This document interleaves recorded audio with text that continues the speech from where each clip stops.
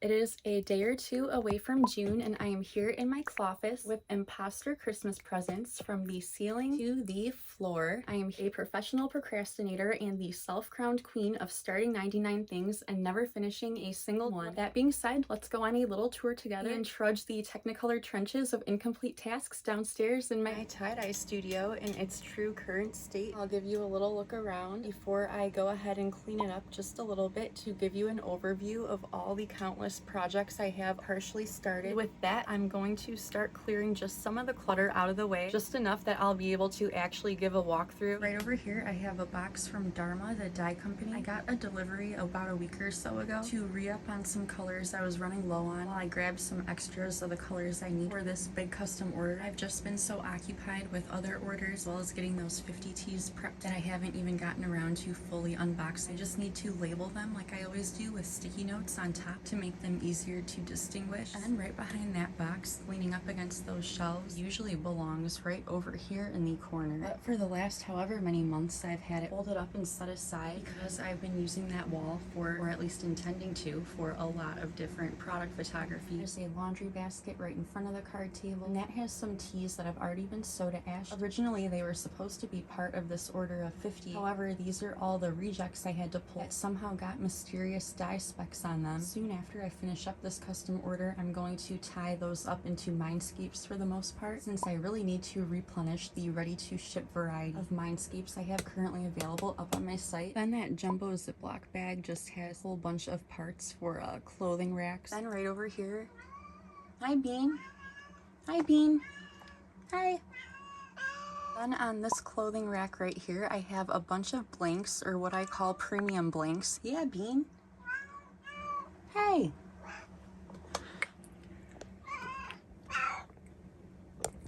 Anyway, what I call premium blanks mostly entails any name brand clothing items I have, and in this case it's mostly Champion brand stuff. I have quite a few Champion hoodies there, a pair of sweatpants, some of which have been awaiting their destined day to be dyed since sometime in 2020. I've also got a few blouses there I got for myself sometime in 2020 or 2021. On the bottom shelf right there, unnecessarily taking up space, are a bunch of pre-tied ready to dye geode patterns. Got some t-shirts in different sizes and styles. Got a whole ass Champion zip-up hoodie already prepped to dye. I say unnecessarily taking up space right there because right over here I actually have RFD geodes. That means ready for dye geodes. This drawer is designated specifically for that. One of my two rolling carts has been out of service for I don't even know how long now because it's been serving as a storage space. Blocking the entirety of the front of my tie-dye bar are these 3 wire shelving units, which don't even belong in my tie-dye studio. They wound up here back in late November, early December when I had a big order for a couple hundred teas. I used these to make the extra space I needed to store everything. Well, hi again. Hello again. What's up?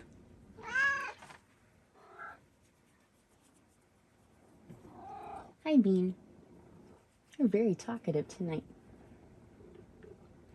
You think it's weird that I'm talkative, don't you? You want to take over? Okay, you give the tour. Hi, Bean.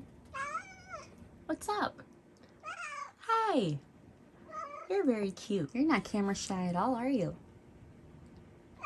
Okay, you want to give the tour? Good job, Bean. Okay, I'll pet you more when I'm done, okay?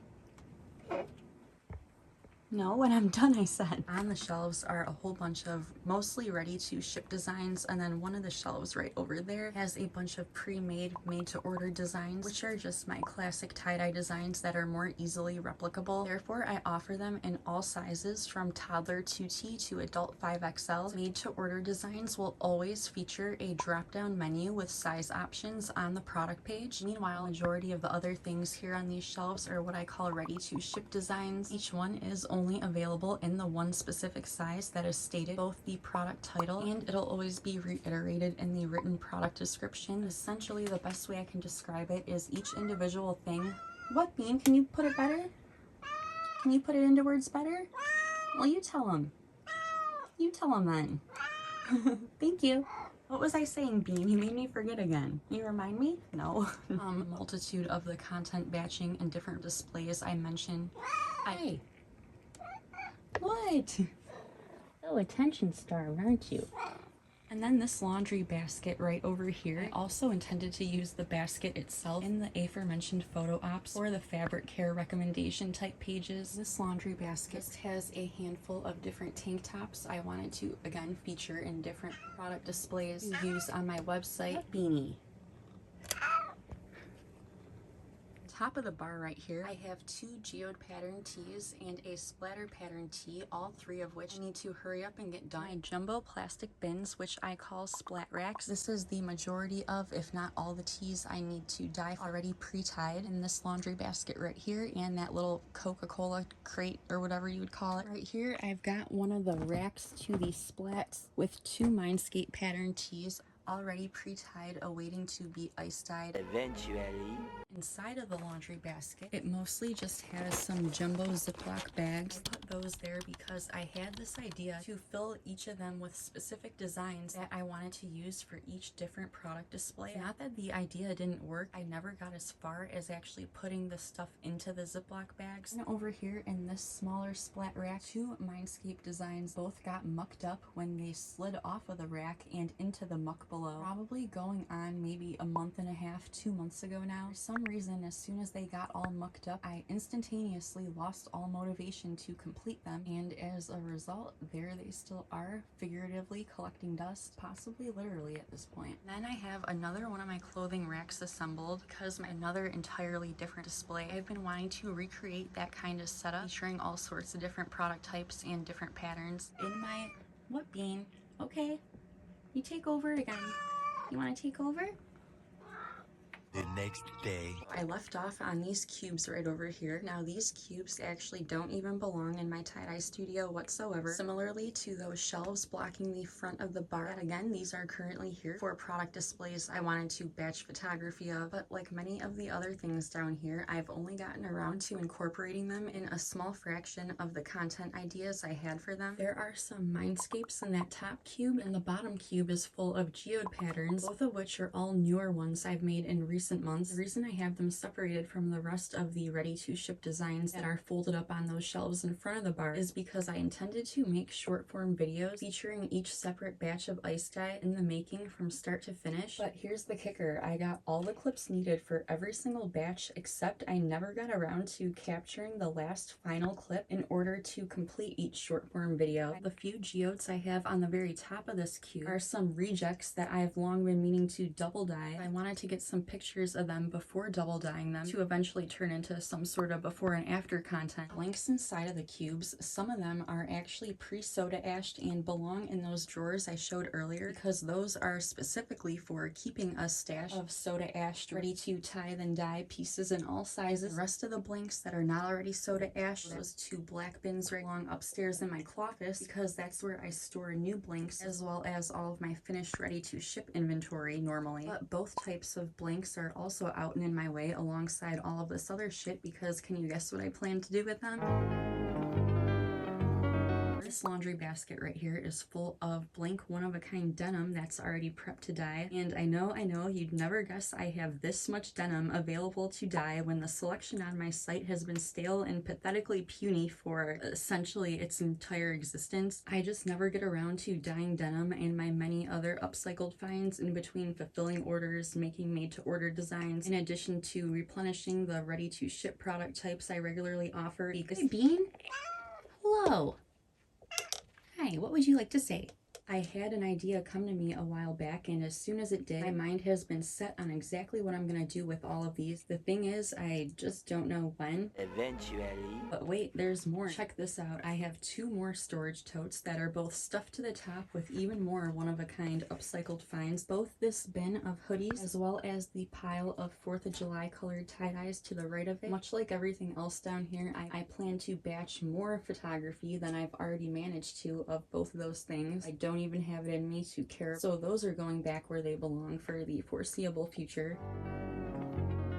First things first, the tie-dye and 2 overflowing bags on that sort of like lounge chair, I guess you could call it. Those bags of tie-dye, the reason I've been procrastinating donating them relates to the idea I had to kind of recreate as well as come up with some other totally different product displays, some of which I already know will require way more individual tie-dyed items than I have available on hand at any given because of that, I thought to utilize the items I'm gonna eventually donate as like filler tie-dye for a few select ideas I have in mind. I have a pile of some geode patterns. These are also something I pulled out from those donation bags at the last minute. I also had an idea for something I'd like to do with these first before I donate them. On top of this dark brown drawer unit, I have some Mindscape designs, but the tank top that I have hanging right there, as well as these two I just pulled to the side, are a few that I've yet to get pictures of and put up on my site yet. These do relate to mission de-procrastination in a way, because this is just one example of many of how perfectionism ties into this whole thing. The reason I haven't bothered to get the black background flat lay product page pics yet of a few of them is all due to deeming them less than perfect in some way or another, in my own opinion. Like, I've even gone as far as telling myself it's actually incredibly rude of me to withhold tie-dye designs from people. It's like, who am I to judge whether or not it's good by my own standard? This black storage bin full of blank inventory is from my most recent blank re-up order. I got these blanks about 3 months ago now, give or take, and there they still are, waiting for me to simply organize them all into their designated drawers. And I also need to remember to take counts of everything at the same time, just so I don't have to go back through and do that again separately later. I was just reminded by seeing it now, the zebra little photo album right there, I found that recently in my garage. In the photo album, I have a ton of pictures and I thought were lost forever because I no longer have access to them on any of my devices. Completely forgot that I'd gotten physical copies printed from one of those apps. So that's now part of Mission De-procrastination. I need to just go through it, and I want to get pictures of the pictures in it. I'm not sure when I'll get to it. Eventually.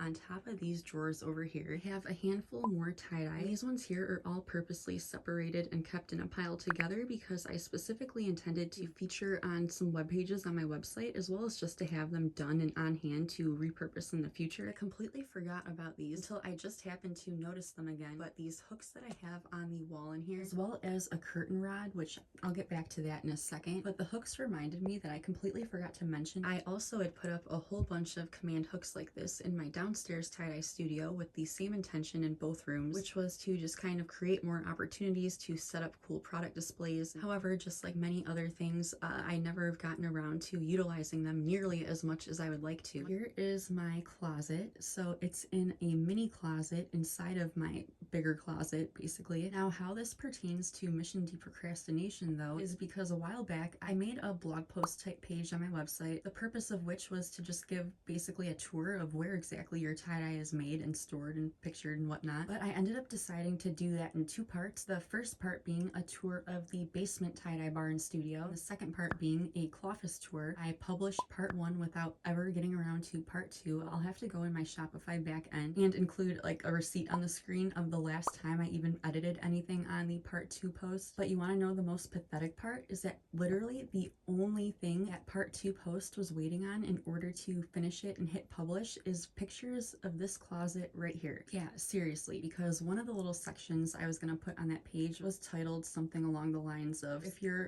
closet is now your office and inventory storage room, and where'd your own personal closet go? Yeah, I've been standing here for like a solid minute trying to decipher whether this is bird crap or a spider on top of my car, and it's definitely a spider. Now I'm scared to get in my car because I don't want it to jump on my head or something. I don't know what to do. Wait, is that bird crap? I swear I saw legs a second ago. Hold on. I'm trying to look with my camera so I don't have to get too close to a potential spider. Oh my gosh, if that's bird poop, that's just a firefly reflecting off the paint of my car. It's not spider eyes illuminating. Wait, maybe it is. Okay, that was weird. I'm not sure. 12 seconds later. Oh my gosh. So it's not bird shit or a spider. It's a firefly. That's why it was lighting up. It wasn't other fireflies illuminating the paint on my car. Holy crap, what is wrong with me?